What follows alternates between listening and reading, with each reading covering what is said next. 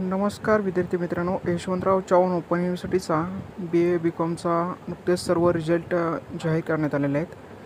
BA BCom बऱ्याच विद्यार्थ्यांना रिझल्टमध्ये AB दिसतं आहे. आज होम असाइनमेंट देऊन देखील जर पेपरमध्ये ॲब्सेंटी दर्शवत असेल तर पेपर तुम्हाला परत द्यावे लागेल, कारण की ज्या दिवशी तुम्ही पेपर दिला नसेल तर त्या ठिकाणी ॲब्सेंटी आपल्याला दर्शवत आहे. तर होम असाइनमेंटमध्ये देखील ॲब्सेंटी दर्शवतं आहे, म्हणजेच AB.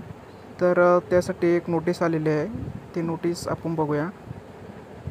तर मित्रांनो, हा व्हिडिओ पूर्ण बघावा, जेणेकरून आपण पूर्ण व्हिडिओ बघत नाही आणि कमेंटमध्ये प्रश्न विचारता. व्हिडिओ पूर्ण बघितला की तुम्हाला पूर्णपणे इन्फॉर्मेशन मिळून जाईल. तर आपल्याला YCMU असं टाईप करायचं आहे गुगलवरती सर्वप्रथम. त्यानंतर YCMUवरती वेबसाईटवरती क्लिक करायचं आहे. तिथे क्लिक केल्यानंतर तुम्हाला इथं एक्झामिनेशन असं टॅब दिसतं आहे. एक एक्झामिनेशन यावरती आपल्याला क्लिक करायचं आहे.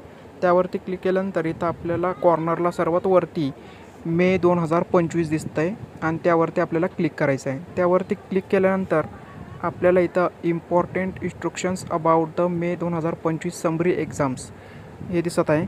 त्यानंतर आपल्याला इथं नोटीस क्रमांक 26 ऑनलाईन गृहपाठ होम असाइनमेंट सादर केलेल्या विद्यार्थ्यांचे गृहपाठ पडताळणी व मूल्यमापनाबाबत यावरती आपल्याला क्लिक करायचं आहे. त्यावरती क्लिक केल्यानंतर इथे आपण ही नोटीस पाहू शकतो. 7/7/2025 रोजी ही नोटीस आलेली आहे. तर आपल्याला या नोटीसची लिंक मी आपल्याला व्हिडिओच्या कमेंट बॉक्समध्ये देणार आहे. तर आपण ही नोटीस पूर्णपणे वाचून घ्यावा. आपल्याकडे आता टाईम कमी असल्यामुळे मी वाचून दाखवत नाही. तर ही नोटीस ज्या विद्यार्थ्यांबद्दल आहे, ज्या विद्यार्थ्यांना रिझल्टमध्ये AB दर्शवत आहे, AB म्हणजे ॲब्सेंटी होम असाइनमेंटबद्दल. तर ते होम असाइनमेंटबद्दल आपल्याला ही नोटीस आलेली आहे. तर आपण ही थोडक्यात नोटीस समजून घेऊ.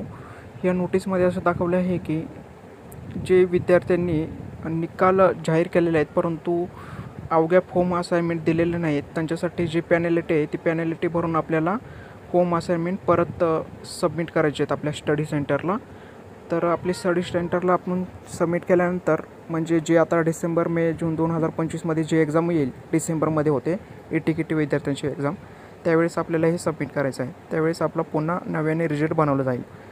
आता आपण बघितलं BA आणि BComच्या विद्यार्थ्यांचं ही नोटीस. तर आता आपण अजून काही प्रोग्रामच्या नोटीस बघणार आहोत. तर प्रोग्रामच्या नोटीस बघण्यासाठी आपल्याला बॅक यायचं आहे. बॅक आल्यानंतर आपल्याला इथं रिझल्ट यावरती क्लिक करायचं आहे. रिझल्ट यावरती क्लिक केल्यानंतर आपल्याला इथं मे जून 2025 यावरती क्लिक करायचं आहे.